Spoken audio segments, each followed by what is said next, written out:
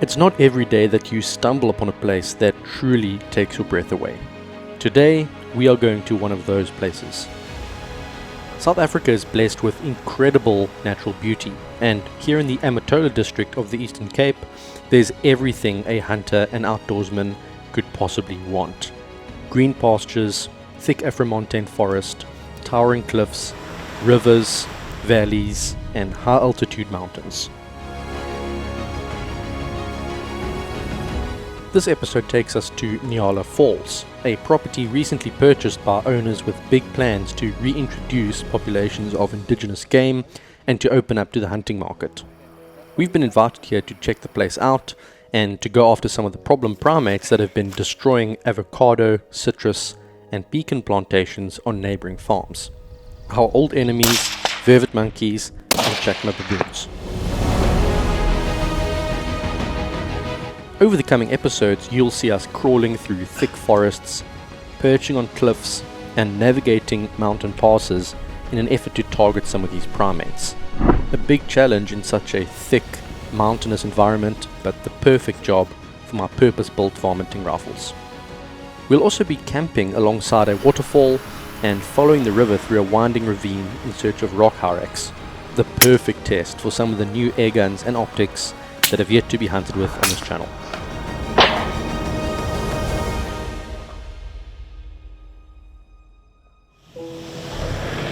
And it all starts here as we follow the GPS coordinates to Nyala Falls and meet up with our host, Nick Jensen.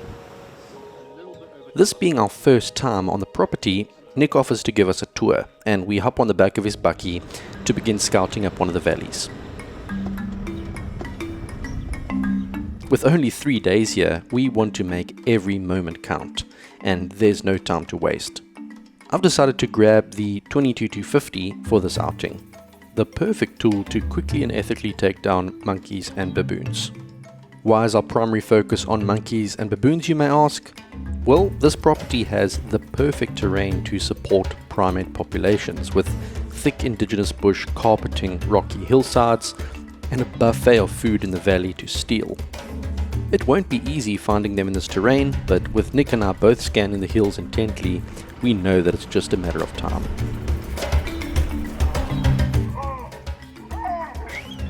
The sound of baboons barking on a mountain grabs our attention, and as we're scanning for them, we spot some movement in an open patch about 150 meters in front of us.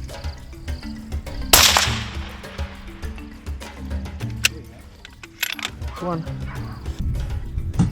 Can't see him there.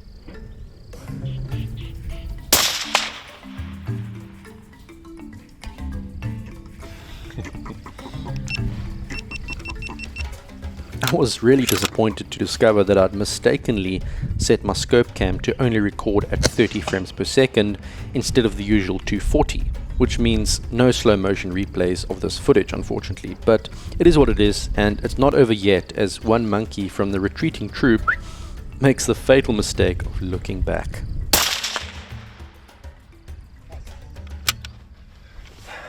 All for four.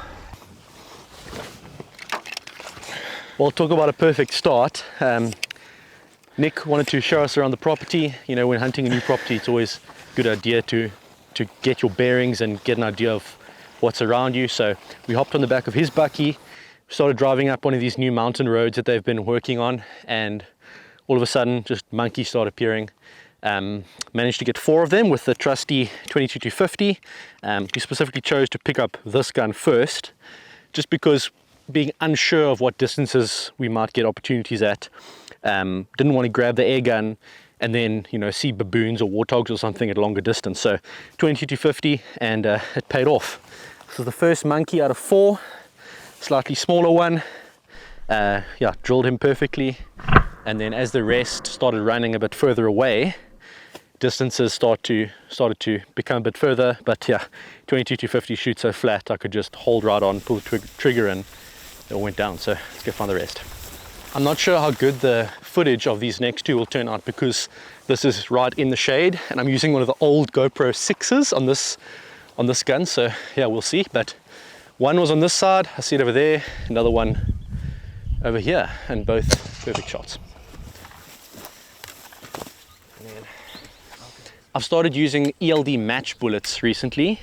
The VMAXs are fantastic, but on bigger animals like warthogs and baboons, sometimes they don't penetrate enough to actually do the business. But the ELDMs, if you hit anything hard like shoulder bone or head, they perform kind of like VMAXs. So I won't show too much of the gore, but this monkey doesn't have much of a head left. And then this one, I think I got here right at the base of the head and the shoulder, and he's also just got a big sort of apple-sized chunk taken out of him. So very effective. And the best part is, if we do see something bigger like a warthog, I know we're going to get the penetration for it to be very effective also. So yeah, really enjoying the setup. It's working wonders, and there is one more monkey to fetch.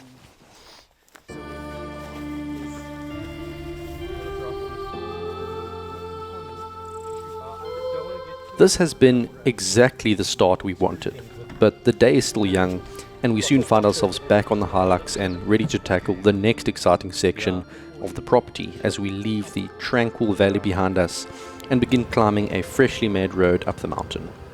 When I say fresh, I mean fresh.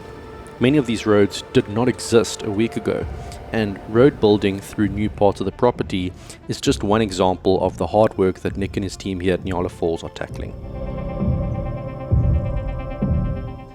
What's so cool about this farm is that these roads, because they're newly built, it means they're taking us into a part of nature that hasn't really been touched or spoilt for who knows how long, maybe ever. Which means that there's no alien vegetation here, there's no deforestation. All the animals are naturally as they would be. So hopefully, yeah, if we get an opportunity, we can get close enough to pull off a shot. Sometimes baboons in areas where they get shot often won't let you get within a kilometer of them. Maybe we'll be lucky today.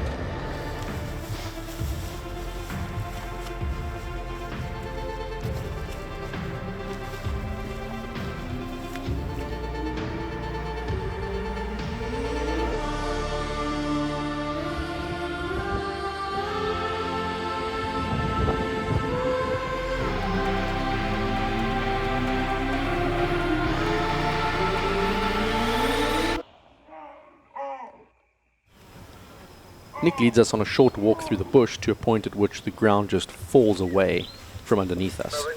The perfect lookout spot from which we can sit and just glass for baboons. This one spot will prove to be extremely fruitful over the next few days, as you'll see in the episodes to follow. We're just getting started, and Nick gives us the intel by pointing out some of the places where different troops of baboons like to sit. So I'm looking for the one troop of baboons. They're either here, or I don't know if it's one troop or if we've got so many. I always see them here, I see them here. Those baboons chill between that krans and that big krans, and I've shot a lot there.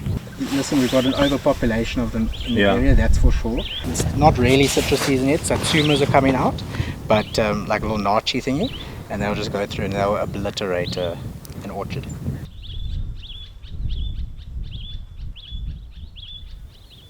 Suddenly, Nick spots a baboon climbing up out of the trees in the valley below us, and we have our first target. He keeps moving in and out of cover, but eventually I spot him, and I'm able to get a range with the Titan 3K. Okay, he's walked into that bush, he's going to climb up now. I should get a range on him. 5.56, 3 mils. Okay, let's see what we can do. It's a long shot in this one.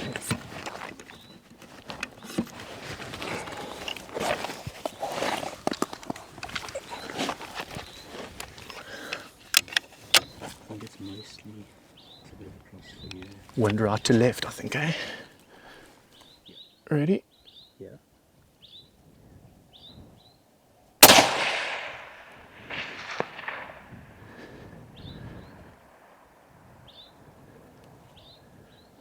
Yes, I do not know. I didn't see him run down.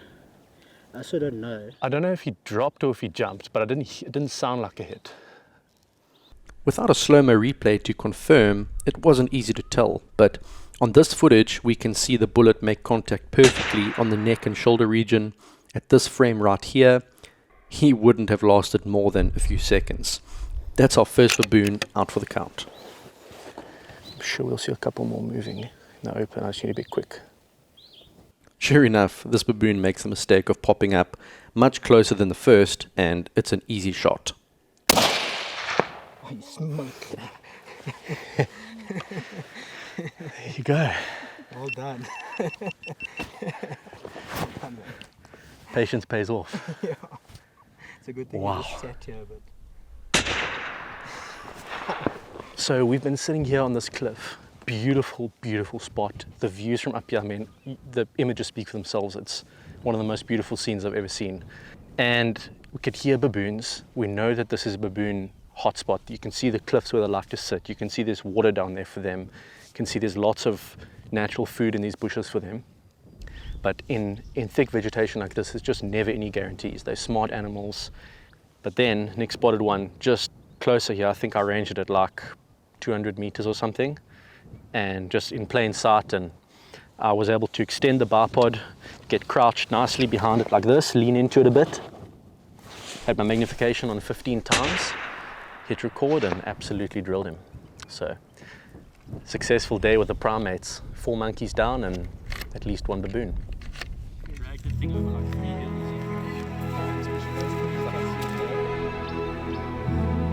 If you'd asked me what I wanted to achieve on day 1 at a new property, this would be it. Not only have we got the lay of the land, but as we descend down another newly built mountain pass, we can't help but feel very chuffed, knowing that the orchards below us will have 6 fewer primates to deal with this season. We now turn our attention to the winding river below, where we would need to find a place to camp for the night. Nick thinks he knows just the spot and gives us directions to a small clearing along a riverbank, just meters from the waterfall.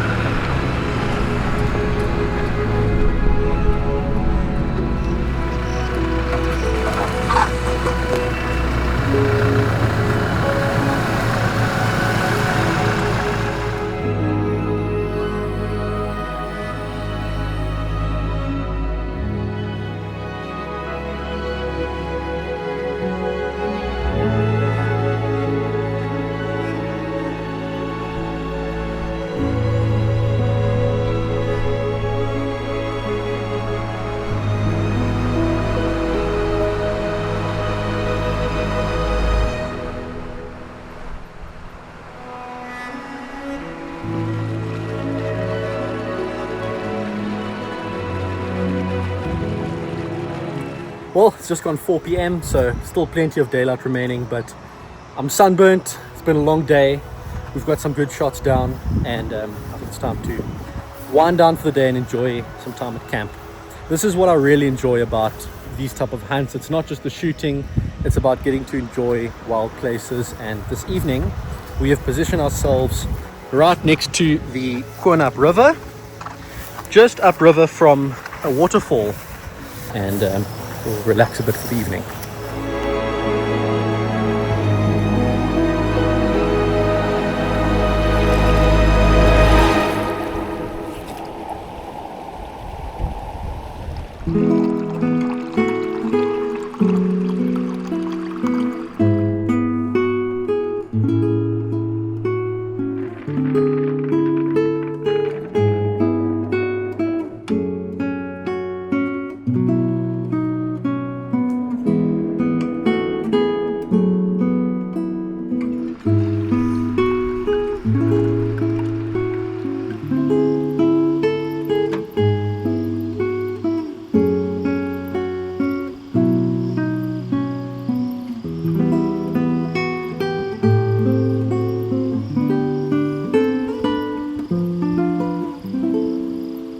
So we're nicely settled in at camp. It's starting to cool down, which is fantastic, and we're going to start on dinner soon. Plan for tonight is to do a garlic bread on the fire, and then we've got some Jimmy's steakhouse sauce, which we're going to put with a couple juicy sirloin steaks. Should have actually let it marinate for a few days beforehand, but it is what it is. Gonna get a fire going soon and get dinner started.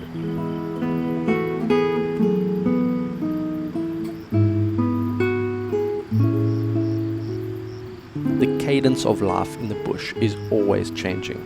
One moment your heart is pumping as you're teetering over a cliff with your crosshairs on a big baboon, and the next you're in a state of complete peace with the crackling of a fire and the gurgling of a river lulling you to sleep. But tomorrow we know that the blood will start pumping the moment we pick up a rifle again. Trust me on that.